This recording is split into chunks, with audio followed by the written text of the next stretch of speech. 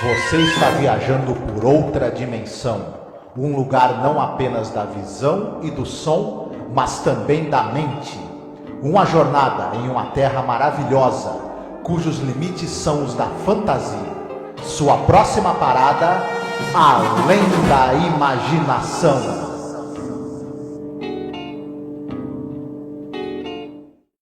Olá, ouvinte, seja bem-vindo a mais um episódio sobre a série Além da Imaginação.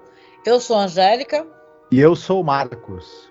Hoje nós iremos falar sobre o último episódio desta temporada. Essa temporada foi mais curta, né? Só teve 18 episódios. O episódio se chama The Bard e é o episódio 120 no geral da série. E como eu disse, é o 18º dessa temporada. Uhum. O episódio é dirigido pelo David Butler, roteiro do Rod Serling. Temos aqui participações de gente famosa. Tem, por exemplo, Burt Reynolds. Ele não era ainda tão famoso nessa época. Ele ficou famoso depois do Deliverance, né? Uhum. Aquele filme de drama, né, e tal, né? Mas esse é um episódio, olha só, coisa que a série já fez em outras ocasiões e bem problemático nesse sentido. É um episódio de comédia. Uhum. E aí, meu filho, quando The Twilight Zone vai ter comédia, costuma dar mesmo uma escorregada, né? E este aqui, por ser um episódio de quase 1 hora, e dá uma escorregadona. Uhum. Mas a gente vai chegar lá, porque esse episódio tem uma coisa, com toda certeza, é um elenco excepcional. A começar, claro que eu já mencionei aqui o Burt Reynolds, mas tem o Jack Weston, que ele fez aquele episódio que todo mundo que gosta de The Twilight Zone conhece esse episódio, que é aquele The Monsters Are Due to Maple Street, né? Os monstros estão na Maple Street, né? Que é um episódio que os vizinhos começam a se estranhar. É um episódio famoso porque ele faz uma descrição dessa era macartista, sabe? Uhum. Olha, é uma pena. Os episódios de humor de Além da Imaginação são uma tristeza, né? É um trocadilho, né? E esse aqui, olha, roteiro do Rod Serling, acho que vale a pena a gente destacar logo de cara que ele queria muito escrever esse roteiro, porque a gente ainda não falou da sinopse, mas esse roteiro tem muito a ver com a experiência de vida dele. Ele queria, como roteirista, ir enfrentando ali a encheção de paciência dos produtores e dos anunciantes dos vários projetos que ele se envolveu na televisão como roteirista. E ele queria falar um pouco dessa coisa do meio ali da TV, né? E de quem escreve para a televisão. Como é que é esse percurso, né? E os dissabores que você tem que enfrentar. Ele queria muito que esse episódio fosse ao ar. Teve uma briga dele com o Herbert Richman, várias, porque o Herbert Richman ficou exigindo o tempo todo mudanças no roteiro. O Serling, ele era o cara que era meio que o responsável pela série, mas nessa 4ª temporada, como ele estava lá dando aula, bem longe, ele já não estava mais com tanto poder como direção executiva da série. O Herbert Richman tinha poder, inclusive, para exigir mudanças do próprio Serling, e ele aporrinhou o Serling até quase que o episódio não é filmado, porque estourou o prazo para as filmagens começarem, tanto que ele ficou enchendo a paciência. O relacionamento dos dois já não estava bom, né? E o Richman aproveitou para, né, pisar no calo do Serling mais uma vez, enquanto ele pôde, né? E tinha esse negócio que o episódio aqui, esse daqui ainda é o Herbert Richman, mas é porque eles colocam, né, as coisas fora da ordem, né? Você tem episódios do cara posterior ao Herbert Richman lá para trás, né? E você falou essa questão dos episódios de comédia, e eu queria até dar uma recordada aqui, porque a gente está na 4ª temporada, próxima já é a 5ª, última, né? E os episódios de comédia de Além da Imaginação que costumam não dar muito certo. Aqui, tem o Mr. Beavis, tem o Mr. Dingle the Strong, o Hocus Pocus and Frisbee, tem outros também, tem um que eu não gosto, que é de final de temporada, que é o A World of His Own, tem o A Penny for Your Thoughts. Esse até que é legalzinho. Esse é legalzinho. Tem o The Prime Mover, tem o The Chaser, que, cara, esse episódio é qualquer coisa, assim, né? Sim. E eu acho que o The Fever também, ele tem, assim, alguns episódios, eles não têm intenção direta de ser de humor, mas eles acabam sendo engraçados. Eu acho que aí a série consegue acertar. Porque Sim. tem, por exemplo, o The Fever, que é do cara viciado em jogo. Isso. O A Most Unusual Camera, daquela câmera que fica fotografando 5 minutos à frente no futuro, que é um episódio hilário, eu acho um dos melhores, assim, mas não é intencional ele ser de humor, então é estranho, né? Tem também, por último, aqui o A Piano in the House, que também é um episódio de humor, né, e tal, mesmo tocando uma temática assim meio sombria. Dead Man's Shoes também, de certa forma. Sim. Quando você tem um humor que ele cai mais para ironia ou para esse humor mais soturno, né? É um humor que brinca com temas trágicos, às vezes. Aí a série se dá bem, porque, na verdade, os temas mais sombrios e pesados até certo ponto e dramáticos são a vocação mesmo da série, misturados com a fantasia. Quando o humor tá misturado ali com o drama e com a tragédia, aí a série funciona mais. É verdade. Não, e só para falar, porque senão vão falar que eu esqueci, tem o Kevin There Is Coming também, que foi um episódio que também foi de humor, e apesar de ter uma grande atriz que depois se tornou uma maravilhosa apresentadora de programa, né? A Carol Burnett, né? Você tem um episódio que também a questão humorística dele não funciona, né? Então é por aí. Sim, você teve gente do peso, né, do Buster Keaton, da Carol Burnett nos episódios de humor, do próprio Burgess Meredith, e a coisa não vai, né? E aqui, então, olha, você tem o Rod Serling escrevendo um roteiro que ele queria muito ver televisionado. Você tem o David Butler, que é um cara com uma experiência vasta. Você tem um elenco aí estelar, Jack Weston, John MacGyver, John Williams. O que poderia dar errado num episódio como esse? Apenas tudo, né?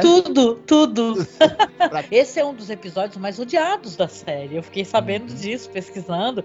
As pessoas odeiam muito, entendeu? Tudo que é relacionado a ele, entendeu? Que não funciona. Aquelas gags sonoras, porque tem isso. Sim. Nesse episódio, né? Que você vê que foi feita a música para ficar mais engraçado, né? E parece que nada funciona. É uma pena. Ele é dirigido por um cara com uma experiência gigantesca. O ator principal é um cara também que ele era famoso pela versatilidade. E você tem aí o Shakespeare como um personagem, né? Enfim, você tem o Burt Reynolds, a gente vai falar também, ele tá no episódio fazendo uma imitação jocosa do Marlon Brando. Tinha tudo para isso ser muito legal, mas não é. Infelizmente. Mas não é. Fala um pouquinho sobre os atores e tal, o diretor, que aí depois a gente vai para a sinopse. O diretor ele foi uma aposta que o pessoal achou que seria muito certeira para dirigir esse episódio. O David Butler é um cara que ele começou no cinema nos anos 10 e nos anos 20 como ator. Mas, e ele inclusive, ele tá em filmes aí famosos. Ele tá como no Nascimento de uma Nação e no Intolerância do D.W. Griffith, por exemplo, né? Depois ele passa a atuar como roteirista, produtor e diretor no cinema. E é o seguinte, ele tem a carreira dele muito ligada a duas atrizes famosas, a Shirley Temple e a Doris Day. O que acontece? Ontem fez 100 anos, ontem fez 100 anos que a Doris Day nasceu. Então, legal, né? Doris Day é importantíssima, né? Centenário dela ontem. É claro que vocês estão escutando isso no futuro, né? Mas a gente está gravando aqui um dia depois do centenário da Doris Day. Ele dirigiu os filmes que eram veículos, por exemplo, para Shirley Temple. Entre eles, A Mascote do Regimento, A Pequena Rebelde. E isso nos anos 30. Entre outros, ele dirigiu mais filmes com a Shirley Temple. Já com a Doris Day, o que acontece? Ele e o diretor, o Michael Curtis, eles ficavam se revezando para dirigir os filmes em que a Doris Day era protagonista. E ele Nos anos 50, ele dirigiu com ela, por exemplo, Ardida como Pimenta, Lua Prateada, Paris em Abril, Rouxinol na Broadway, enfim. Ele está muito ligado à carreira dessas duas atrizes e, obviamente, eram filmes que tinham um lado meio de comédia, um lado meio romântico, eram filmes para família. Então, o David Butler tem muita experiência nesse tipo de filme. Ele também dirigiu teledramas, dirigiu outras séries, ele dirigiu um filme que passou até cansar na TV brasileira, que é aquele O Ricardo Coração de Leão, por exemplo. Né? Enfim, era um cara que ele era uma aposta certa, ele sabia muito bem a gramática desse tipo de audiovisual meio comédia, meio com uma pontinha ali de filme para família, para entreter ali, um entretenimento leve. Ele tinha essa mão, mas fazer o quê, né? Aí a gente tem no elenco, o personagem principal é vivido pelo Jack Weston. Esse cara, ele é um ator que ele era um cara muito versátil. Ele fazia muitos vilões, muitos assassinos frios e cruéis e também muitas figuras cômicas. Ele era um cara que, ele só não, pela aparência dele, ele não poderia ser protagonista, galã, mas papéis vilanescos e cômicos ele estava ali. Ele era um cara muito presente nos teledramas, por exemplo. Ele estrelou uma série junto com o Cliff Robertson, que era uma série chamada Rod Brown of the Rocket Rangers. A gente falou do Cliff Robertson, eles eram dois protagonistas de uma série de ficção científica e aventura, por exemplo. Ele tá no filme Imitação da Vida, ele é o Tom, papel importante, né? Ele, já no lado cômico dele, ele tá naquela série famosa The Hathaways, que era um casal que eles tinham 3 chimpanzés adotados como filhos no lugar de crianças. Eita caceta. Isso. Você mesma citou, ele tá no Além da Imaginação, né? Nos Monstros Estão na Rua Marple. Ele tá em muitas séries policiais e muitas séries de faroeste, muitas mesmo, né? Ele tá em filmes como Um Clarão nas Trevas, por exemplo, filmes importantes. Já no final da vida, ele participou, por exemplo, do Dirty Dancing, né, já no final da carreira, e do famigerado Short Circuit 2. Né? Um cara que ele era um craque, ele era um baita de um ator. Só que aqui, eu não sei, eu vou te falar, é duro de aguentar a atuação dele. Mas chegaremos lá. Ele se esforça, eu acho. Mas a gente tem um momento muito surreal nesse episódio, em que uma certa mulher que trabalha numa livraria, ela tem um diálogo muito, muito estranho e nonsense com ele. Essa mulher da livraria, ela é vivida por uma atriz chamada Doro Merandi. Ela era uma baita atriz de teatro, ela esteve em tudo que é teledrama que você possa imaginar, no Craft Television, no Lux Theater, no Playhouse 90. Ela pra fazer essa pontinha de M no episódio. Ela também aparecia em séries de suspense, séries policiais, enfim, trabalhou em filmes, por exemplo, como A Primeira Página do Billy Wilder. Era uma baita atriz, e tá nessa pontinha aqui, né? A gente tem o John MacGyver. Esse cara, ele era professor de teledramaturgia, professor de letras e de oratória. Era outra figurinha que ele tava em todos os teledramas que você possa imaginar, no Craft Television, no Studio One. Ele tá em trocentos episódios do Alfred Hitchcock Apresenta, né? Ele é o senador Thomas Jordan do filme Sob o Domínio do Mal. Ele era um cara versátil também. Ele tava, seja na comédia, seja no drama, seja no suspense, era um baita ator. E, infelizmente, aqui também, né? Enfim, tá difícil. Eu também queria destacar, em um determinado momento, tem o personagem do William Shakespeare, né? Sim, nesse episódio. Ele é vivido por um ator que ele era anglo-americano chamado John Williams. Outro ator que é assim, ele é somente o detetive, o Hubbard do Disque-M para Matar, Inspetor Hubbard, né, do Disque-M para Matar, tanto a versão para o cinema quanto a versão para a televisão.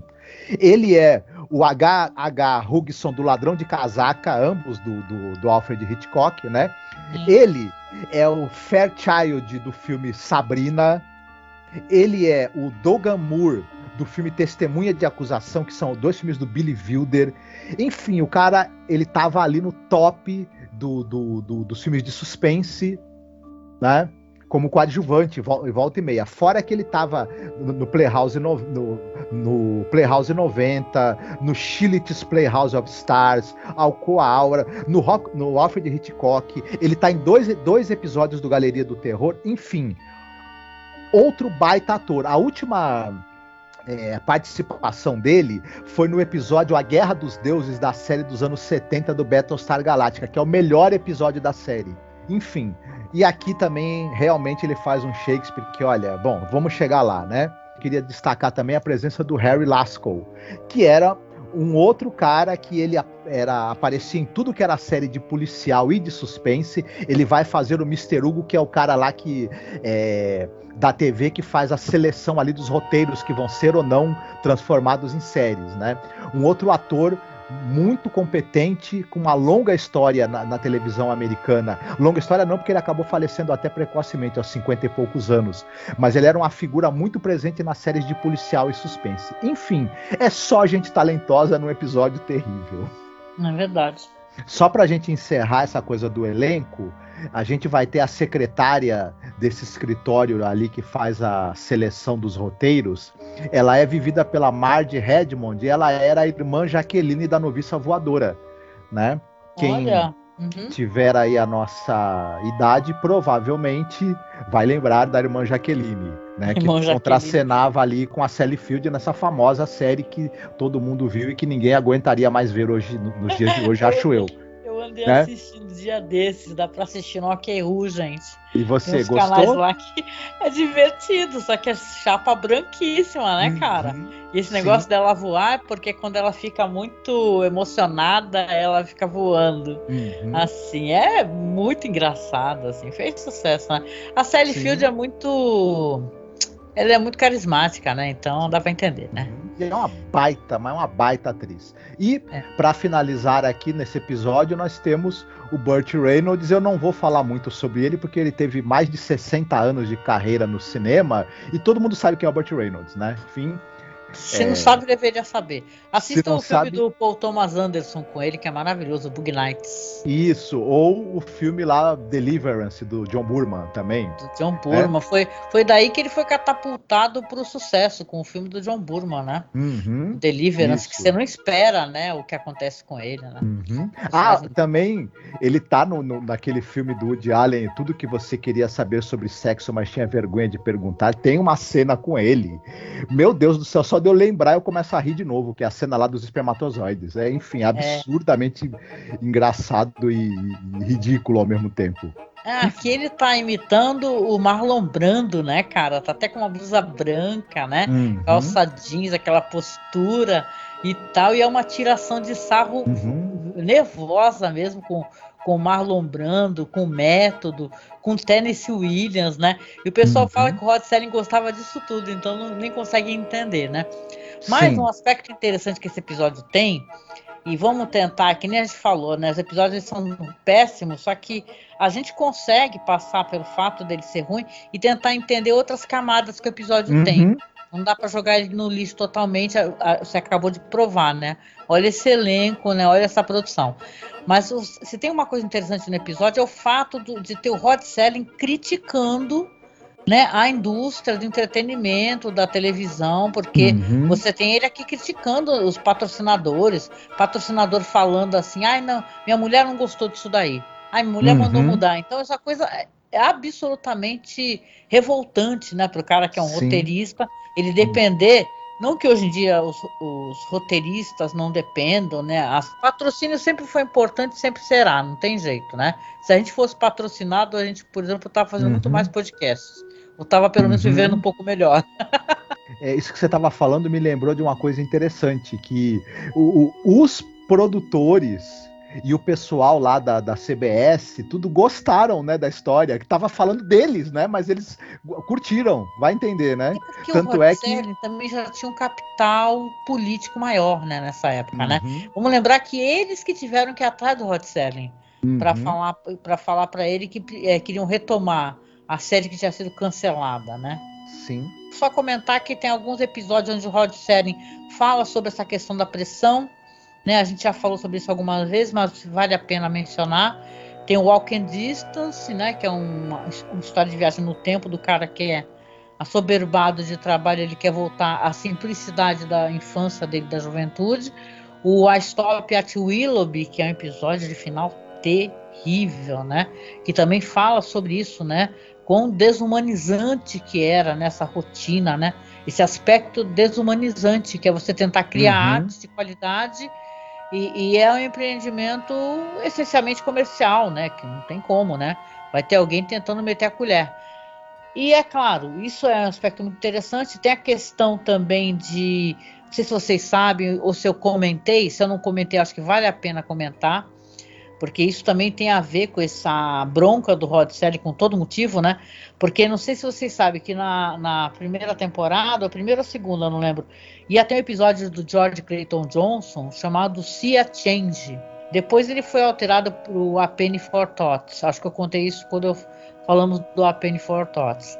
Nessa história do George Clayton Johnson, é sobre um homem que perde a mão em um acidente de barco apenas para descobrir que a sua mão se transformou em um doppelganger, né? Com intenção própria, para sua própria destruição. Né? É tipo aquela brincadeira que o Jim Carrey fazia, lembra? Fala assim, agarra, né? Lembra daquele filme mentiroso, né? Tem também na Noite Alucinante 2, né? A mão também que se volta contra o protagonista. Só que aqui, olha só como ficou interessante essa interferência. O patrocinador do programa, na época, era um fabricante de alimentos. E ele pensava que esse assunto era muito nojento e ia tirar o apetite do público. O Buck Houghton, que era produtor da série na época, foi forçado a falar para o George Clayton Johnson que não ia ter como, entendeu? Apresentar a história dele, né? Para você ver. Sim. E depois, na próxima temporada, claro que a gente vai falar sobre isso quando a gente, né, tiver na próxima temporada, vão fazer uma desfeita tão grande com o George Clayton Johnson que ele não vai mais trabalhar na série. Essa questão de gente se metendo, sabe, no roteiro. Certo. Então, hoje é você que faz a sinopse, então, né? Sim, o nosso episódio gira em torno de um cara chamado Julius Moomer, que é vivido pelo Jack Weston.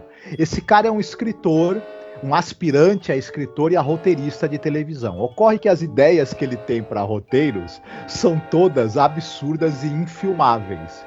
Ele há muitos anos fica enchendo a paciência do Mr. Hugo, que é um cara que ele agencia escritores e faz a seleção de roteiros para serem apresentados para projetos na televisão.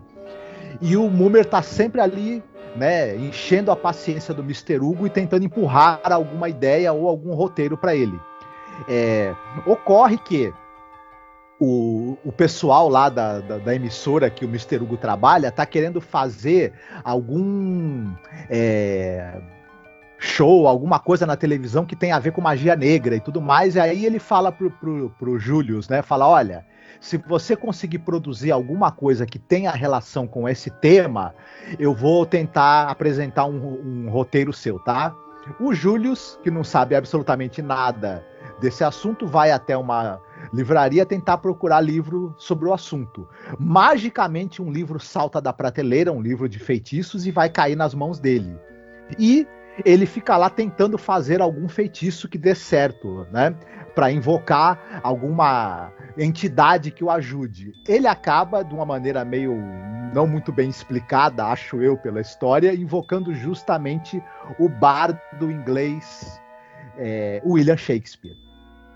Bom, ele convence o Shakespeare a fazer uns esboços de tramas ali, de histórias e de peças para que ele possa apresentar como se fossem dele lá para o Mr. Hugo e para a emissora de TV. O que será que vai acontecer a partir daí? Pois é. Difícil, né? O episódio quer ser muito engraçado, né? E ele faz tanta força para ser engraçado que não é nada engraçado. A atuação do Jack Weston tá muito boa. Ele tá tentando, sabe, fazer aquele cara meio neurótico, que ele vem com... Ele tem muitas falas, né? Você vê, ele tem que falar tudo muito rápido, né? Pro Hugo, ele, e se eu fizer isso, fazer aquilo, e nada é bom. né? E o outro personagem já tá, "Ai, não te aguento, vai embora, vai voltar a ser motorista, né? Um negócio assim, né? Uhum. E aí ele vai falar para ele, ó, se você conseguir pesquisar algo sobre magia negra, de repente escrever alguma coisa nesse sentido, que é o que a emissora está interessada. Aí ele vai para essa loja, essa mulher, gente, é totalmente aleatório. É totalmente aleatório. A mulher, ela fica falando de beisebol para ele do nada. Uhum. Saca? Do nada, assim, ela sai lá de dentro já falando de beisebol. E, tipo, assim, a piada é o Keats, né? Porque ele Uhum. procura alguma coisa sobre o Keats, que é o poeta, né? Quem assistiu Penny Dreadful vai lembrar, porque tem Uhum. muitos poemas, né, lá em Penny Sim. Dreadful. O Keats, ele também era um cara ligado em ocultismo, o John Keats, né? Talvez por isso que o Julius Moomer procura algo sobre ele, né? Ah, sim, sim. Então, aí no caso a mulher começa a falar do Keats, que é do beisebol, saca? Totalmente aleatório. Aí no Uhum. final o livro salta da estante e ele pergunta, né? Vai, esse livro que eu tá precisando mesmo. Tem umas conjurações, não sei o quê. E bababá, quanto é que ela dá o livro de graça, ele vai embora.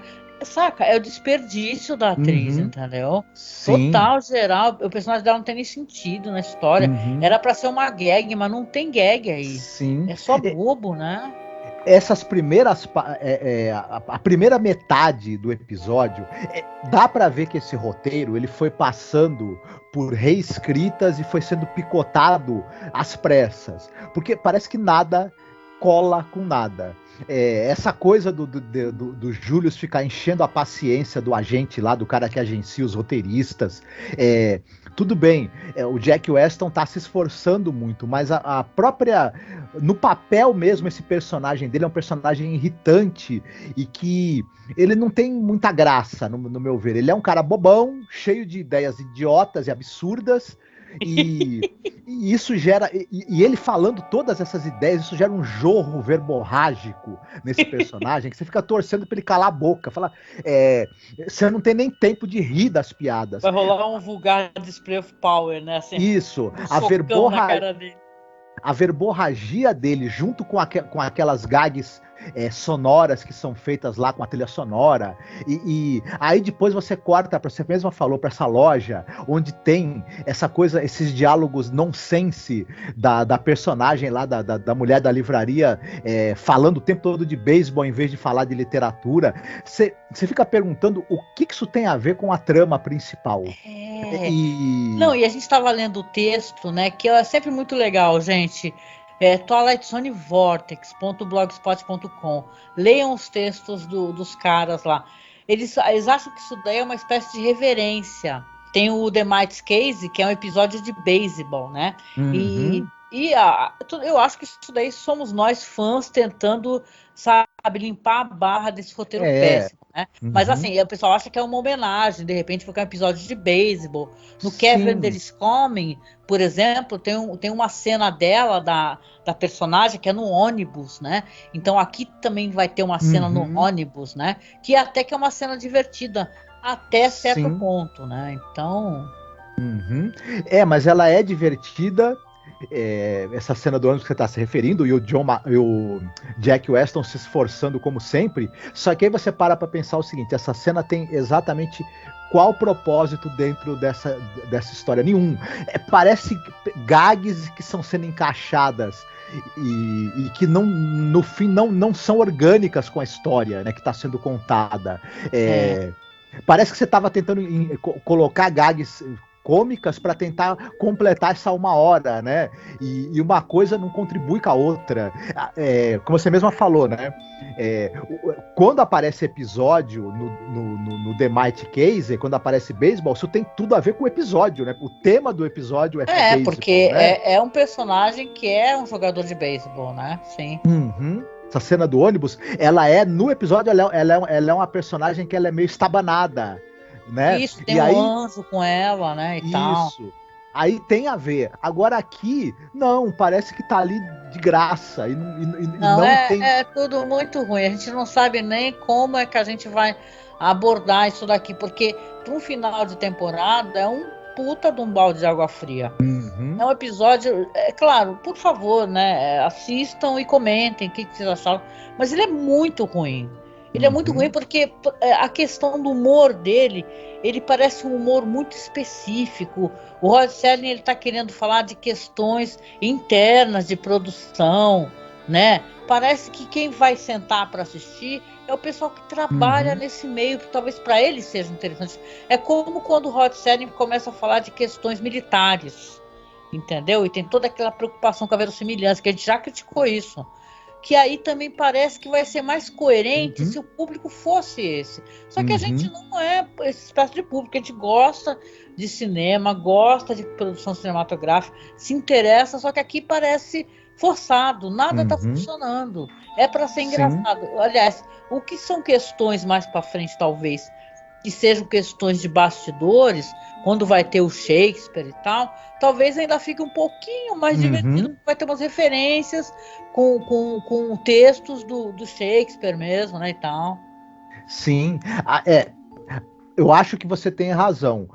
Começa a ficar interessante quando finalmente o Julius invoca o Shakespeare, ele se materializa e ele consegue convencer o Shakespeare a escrever para ele. Mas mesmo assim, a maneira como o Shakespeare é retratado, o John Williams é um grande ator, um excepcional ator, só que primeiro que é complicado isso daí, porque os personagens que o Shakespeare criou, eles são riquíssimos psicologicamente e no background que eles têm.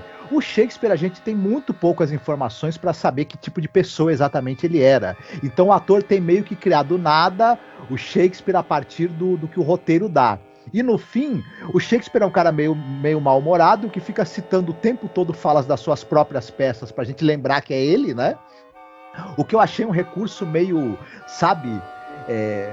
eu preciso o tempo todo que o Shakespeare fique citando o Shakespeare pra eu lembrar que é ele. E tudo. E por que ele resolve escrever as peças para ajudar o Julius, sendo que ele foi invocado ali contra a vontade dele, obviamente, por uma coisa mágica. Do nada, ele aparece no mundo do futuro, já logo parece que tá aceitando isso numa boa e ainda vai escrever pro cara, né? Isso aí não desce em momento nenhum, é difícil, né? Aí sim, quando depois o Julius vai apresentar para o Mr. Hugo e para os produtores e patrocinadores o texto que o Shakespeare escreveu, aí é engraçado essa história de que os caras se acham capazes de fazer mudanças e de criticar e trocar coisas do texto do Shakespeare. Inclusive põe o próprio idiota do Julius, né?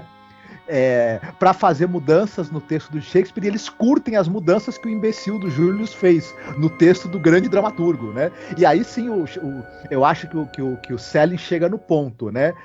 É um monte de gente que não entende nada de teledramaturgia, um monte de gente boboca, mas que querem ensinar pro dramaturgo a fazer o trabalho dele, né? Aí é triste, né? Você vê um roteirista péssimo, que nem o Julius, né? Que vai ser essa figura referencial, né? De roteiro, assim. Há episódio que ele é totalmente whatever. A gente passou batido até numa personagem que tem a menina, né? Que ele mora numa casa de cômodos e a filha da proprietária, a Cora, fica tendo um debate com ele. E também é totalmente despropositado, assim. A menina entra do nada, sai do nada, é super madura. Aliás, essa atriz é a Judy Stranges, né? Ela fez, nos anos 70, ela fazia a série Electric Woman and Dinah Gale, né? Ela era a Dinah Gale. Isso, exatamente. A Mulher Elétrica e Garota Dínamo, que passou na televisão brasileira, eu assistia quando eu era criança e me divertia muito. Hoje pouca gente lembra, também pouca gente lembra porque a série era uma bomba mesmo, também, né? Convenhamos. Mas enfim, e tinha essa coisa na TV americana de um personagem mais velho ter conversas e diálogos com a personagem menina. Era meio que um maneirismo da TV americana que pra nós soa muito estranho hoje. Tinha aquela série Punk, lembra?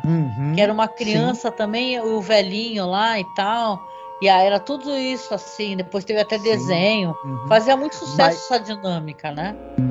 Mas você vê como isso influenciou, que até no Teatro dos Contos de Fada, lá da Shelley Duvall, você vê como em alguns episódios tem isso do protagonista conversar com a menina, né?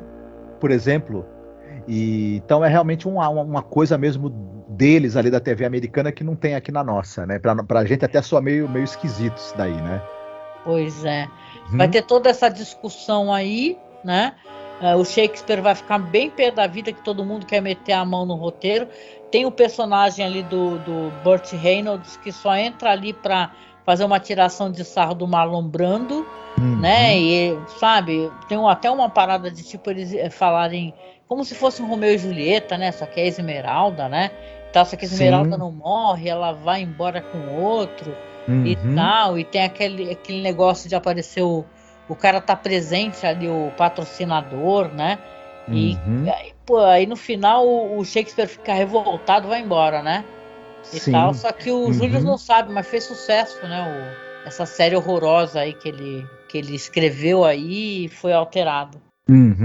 Pois tem um momento que tem uma reunião ali entre os patrocinadores, os produtores, e você percebe que eles estão lendo o texto lá que o Shakespeare escreveu, e eles ficam meio sem saber como entender aquilo, se aquilo realmente é bom, se não é, porque eles não têm capacidade para fazer uma leitura crítica de um texto do Shakespeare. Então eles ficam lá meio que perdidos, né? No fim eles acabam decidindo que aquilo, com mudanças, pode ser vendável, e aí vai ter os ensaios para a encenação daquilo, né? Do drama que o Shakespeare escreveu, né? E ele vai lá, ele fala, eu quero ver como é que é isso daí, né? Porque ele não quer escrever mais, mas o Julius fala pra ele, ó, vai lá, se você gostar da maneira como eles estão fazendo o teu texto, de repente você escreve mais alguma coisa, e o Shakespeare fala, tá bom, se eu gostar do que eu ver, eu continuo escrevendo pra você. Claro que ele não gosta, primeiro porque ele percebe que mudaram tudo, e isso aí é uma metáfora interessante. Ele tá ali, ninguém sabe que é ele que escreveu, e tá todo mundo tesourando o texto dele. Isso é uma metáfora que eu acho que o Rod Serling devia sentir na televisão. Você escreve um texto, os caras pegam o seu texto e mudam ele à vontade e meio que fingem que você não está ali, ignoram que você esteja ali, que alguém escreveu aquilo e que a pessoa tem algum apreço por aquilo que ela escreveu. E nesse sentido é interessante como crítica, né? E tem um momento que para mim é o único momento que eu me diverti nesse episódio. Um dos atores, que é vivido pelo Burt Reynolds, ele é um ator meio que do método, né? Então ele tá fazendo todo aquele nhen que tem ali, né? Aquela concentração, e ele imita direitinho os trejeitos do Marlon Brando. E como talvez de repente fosse essa coisa do Marlon Brando enquanto ele estava atrás das câmeras ainda, fora das câmeras, quando ele estava se preparando. Porque você tem essa coisa do método, que alguns atores levam isso de você buscar dentro de si, você fazer exercícios que te coloquem dentro do personagem. Tem pessoal que leva isso às últimas consequências. E o Marlon Brando era famoso por ser muito chato e insuportável, né? Quando ele estava tentando desenvolver os personagens dele. E o Burt Reynolds faz direitinho, a gente na hora pesca que é o Marlon Brando ali, né, que ele tá tirando sarro, você vê que o Burt Reynolds tá se divertindo também em fazer essa sátira em cima do Marlon Brando, e acaba sendo bacana esse momento aí, talvez o momento mais bacana do episódio. Agora o final é meio isso, Shakespeare fica pé da vida e resolve ir embora, né, e a gente depois descobre que a série do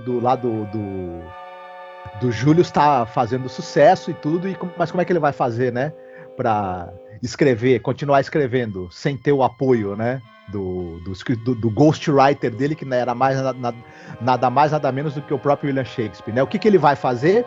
Ele é solicitado que ele escreva um drama histórico americano. Ele pega lá, faz o mesmo feitiço que ele tinha feito de maneira totalmente translocada, trocando todos os ingredientes, e começa a invocar um monte de personagens da história americana, e Abraham Lincoln,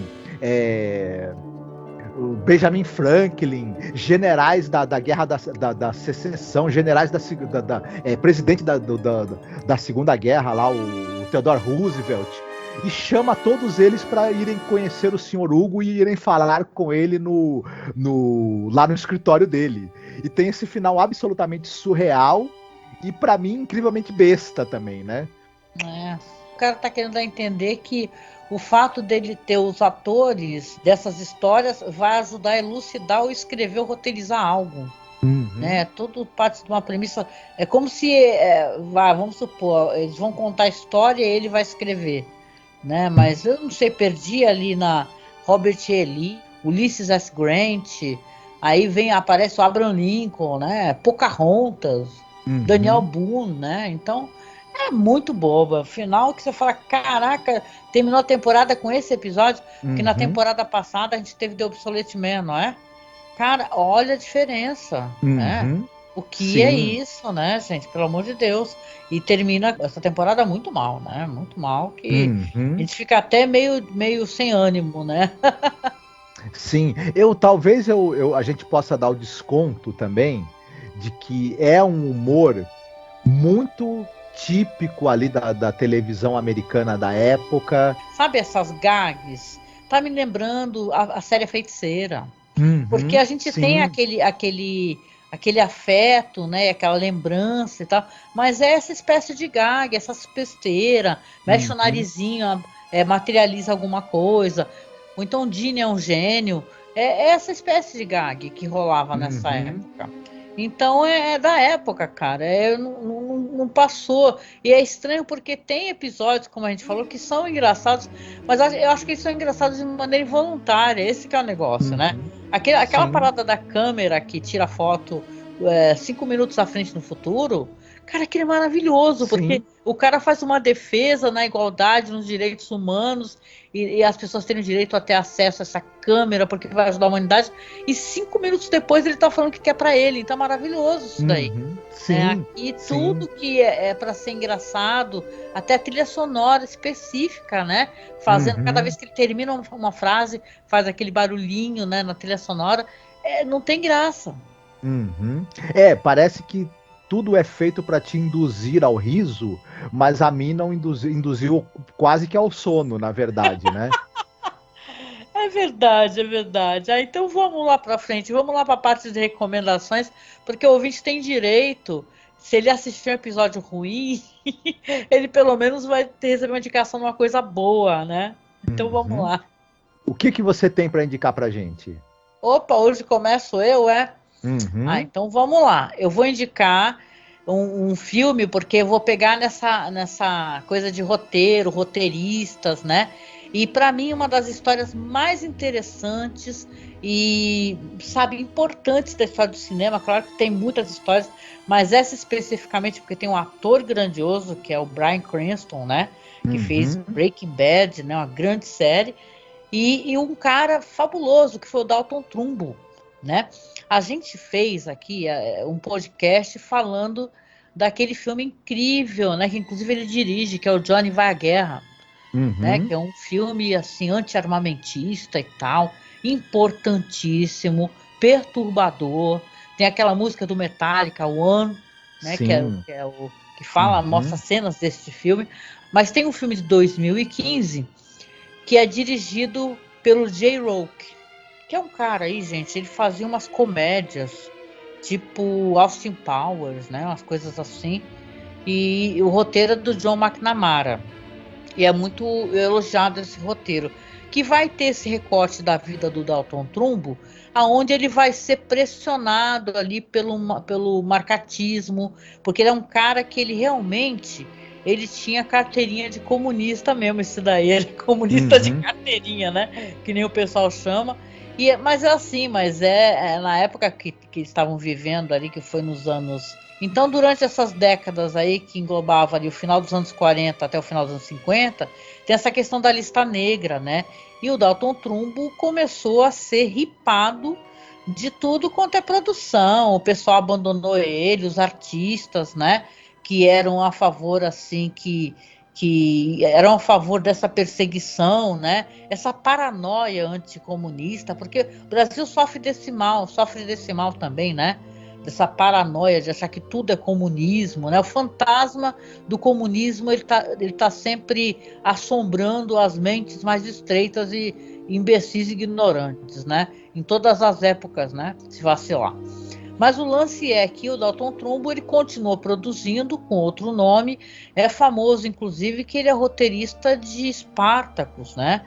Só que na época eu acho que os créditos não puderam ser, né, para ele, devido a esses problemas, né? Ele era um grande roteirista, fascinante. E o filme ele é muito corajoso, interessante nesse sentido, que mostra o Bryan Cranston arrebentando. Ele tá idêntico ao Dalton Trumbo. Ele tá idêntico, né? Tem a Helen Mirren, né, que faz uma personagem terrível, essa mulher perseguidora, sabe, uma colunista. Tem a Elle Fanning, tem o John Goodman. Tem um grande elenco, gente. Tem a Diane Lane, que faz a esposa dele. O Bryan Cranston ganhou o Oscar, né, por esse papel. E é um filmaço, gente. É um filmaço sobre isso. Sobre você ter sua profissão roteirista sendo impedida, sabe, por paranoias políticas e tal. Que ele começou a escrever até coisas assim que eu lembre, mas bem diferente do que ele escrevia, né? Umas produções B, não é? Exatamente. E até que ele, inclusive o próprio Johnny Vai à Guerra é uma produção de baixo orçamento, né? Ele escreveu o livro, depois dirigiu o filme, mas ele teve e ele era obrigado a escrever coisas ali de filmes daqueles filmes classe de ficção científica e terror classe Z, né? Para poder ganhar um dinheirinho, né? Para poder sobreviver, né? E tal, mas o Kirk Douglas chamou ele, né, para escrever o Spartacus. O Otto Preminger, né, chama ele para escrever o roteiro de Exodus, né? Mas ele é um cara muito importante, gente. É muito fascinante esse filme, para quem não conhece. Minha recomendação. O Dalton Trumbo é uma figura que tem que ser conhecida realmente, e o Bryan Cranston, como sempre, está entregando aquela atuação, né? Aquela, exatamente. E você, o que você tem para recomendar? São dois filmes que eu gostaria de falar e que falam muito exatamente dessa história da lista negra de Hollywood durante o macartismo. Um deles é um filme do Martin Rich, é um dos poucos filmes que tem o Woody Allen como ator e que o Woody Allen não dirige, não escreve, ele é apenas ator mesmo no filme. O filme se chama Testa de Ferro por Acaso, The Front. Um filme dos anos 70. Basicamente, você tá tendo o Woody Allen, ele é amigo de um cara que é roteirista e que tá na lista negra. Ninguém quer filmar nada do cara. E esse cara dá uma grana pro Woody Allen apresentar os roteiros como sendo escritos por ele. Né? Dá certo, né? O negócio, e aí o personagem do Woody Allen, que chama Howard, ele começa a virar ghostwriter, né, de um monte de roteiristas que estão perseguidos pela lista negra e tudo mais, e a vender roteiros no lugar deles, e vai dando grana para ele, só que ele começa a ficar conhecido, né, como um grande roteirista e um roteirista que escreve sobre os mais variados assuntos, e claro que isso daí não vai dar certo muito tempo, vai começar a dar ruim essa história, né? É um filme muito divertido, muito assim, interessante e que fala sobre esse tema, né? Especificamente do ghostwriter e da lista negra, assim, bem bacana. O outro, que é um filme mais recente, que é um filme de 2016, é o filme Ave César, dos irmãos Coen. Que é a maior tiração de sarro dessa questão do anticomunismo americano, né? Eu lembro que eu gostei muito desse filme. Você tem o Josh Brolin, que ele é o Ed, ele é um daqueles caras que resolve, né, os problemas das estrelas de Hollywood nos bastidores, os escândalos, para evitar publicidade ruim, né? Tem até uma série com o Liev Schreiber, o Ray Donovan, que é o cara que resolve problemas das estrelas, dos famosos, né? Inclusive usando métodos pouco éticos. O personagem do Josh Brolin nesse filme é uma espécie de Ray Donovan, né? Mas o filme também trata muito dessa coisa da perseguição aos roteiristas e os métodos que eles faziam para tentar burlar essa perseguição e vender os roteiros deles. E inclusive usando ghostwriters, né? Usando os roteiros sendo apresentados por outra pessoa, né? Que fingia ser o escritor, para que os caras que estavam banidos pudessem publicar, né? E ter seus roteiros filmados. Também é um filme muito divertido, tem um sabor muito nostálgico da velha Hollywood, né? Tem Scarlett Johansson, Tilda Swinton, Ralph Fiennes, George Clooney, enfim, um elenco... Tem umas cenas de musicais, assim, muito legais, né? De assistir. Eu achei que passou mega batido, assim, quase ninguém falou desse filme, assim, E eu achei que é uma produção grandiosa dos caras, assim. Sim, sim. Ele é um filme que tem muito a ver também com quem gosta de cinema e da história do cinema americano, enfim, dos anos 50. Por isso que talvez o público não gostou tanto desse filme quanto de outros dos irmãos Coen, que tem um apelo mais universal, né?